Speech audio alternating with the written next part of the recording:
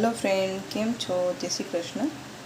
आज આપણે બોનબોન બિસ્કિટમાંથી લાવા કેક તૈયાર કરીશું। 10 જ મિનિટની અંદર આપણી લાવા કેક બનીને તૈયાર થઈ જશે। બાળકોથી લઈને મોટાને બધાને જનરલી કેક પસંદ હોય છે, તો એકવાર આ રીતે ચોક્કસ ટ્રાય કરજો। તો ચાલો આપણે બનાવીએ લાવા કેક। લાવા કેક બનાવવા માટે મેં અહીં 2 બોનબોનના પેકેટ લીધા છે। બિસ્કિટને આ રીતના નાના નાના કટકા કરી નાખવાના છે, જેથી કરીને મિક્સરમાં ફટાફટ તેનો પાવડર બની જાય। બધા જ બિસ્કિટના આ રીતે કટકા કરી નાખ્યા છે। હવે તેને મિક્સી જારમાં એડ કરીશું। મિક્સી જારમાં એડ કરીને તેનો ફાઇન પાવડર આપણે બનાવવાનો છે।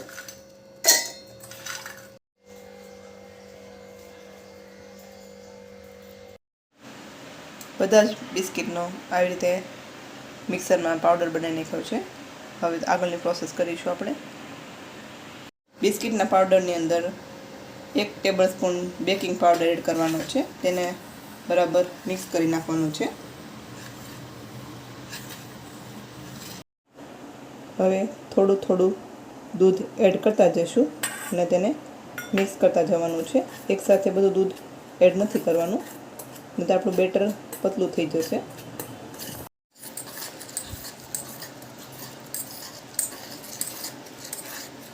બેટરમાં એક પણ લમ્સ ન રહે એ રીતે બધું મિક્સ કરી લેવાનું છે।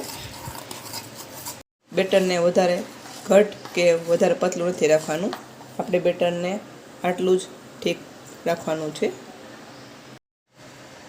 લાવા કેક માટે મેં અહીં 2 ડેરી મિલ્ક લીધી છે, તેને આગળ આપણે યુઝ કરવાના છીએ।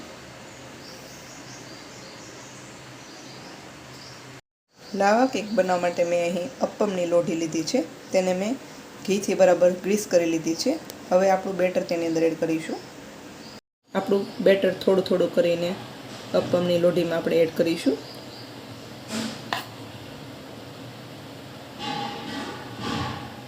પહેલાં થોડું થોડું એડ કરવાનું છે, કારણ કે આપણે વચ્ચે ચોકલેટ મૂકવાની છે, પછી ફરીથી પાછું ઉપરથી આપણે વધારે એડ કરીશું।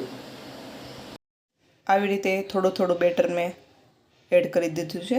હવે તેની અંદર આપણે ચોકલેટના પીસ મૂકીશું।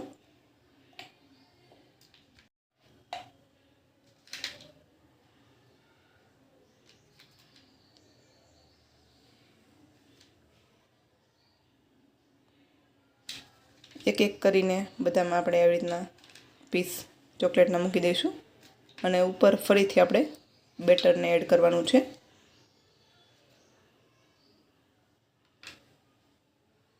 તો બધા જ ચોકલેટના પીસ મુકાઈ ગયા છે। હવે ઉપરથી આપણે ફરીથી બેટરને એડ કરીશું।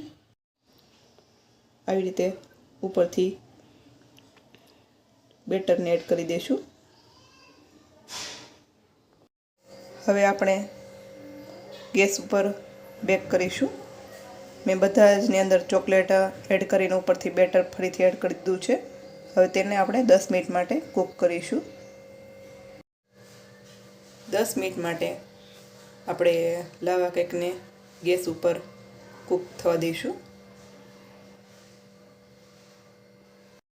5 મિનિટ થાય એટલે આપણે ચેક કરી લેવાના છે અને તેને એક બાજુથી લઈને બીજી બાજુ આવી રીતે પલટાઈ નાખવાના છે, જેથી કરીને બંને બાજુ સારી રીતે કૂક થઈ જાય। આપણી લાવા કેક બનીને રેડી થઈ ગઈ છે। 10 જ મિનિટમાં તે બની રેડી થઈ જાય છે ફટાફટ, અને થોડા ઇન્ગ્રેડિયન્ટ્સમાં આપણે ઘરે તેને આસાનીથી બનાવી શકીએ છીએ। તો એકવાર ચોક્કસ ટ્રાય કરજો।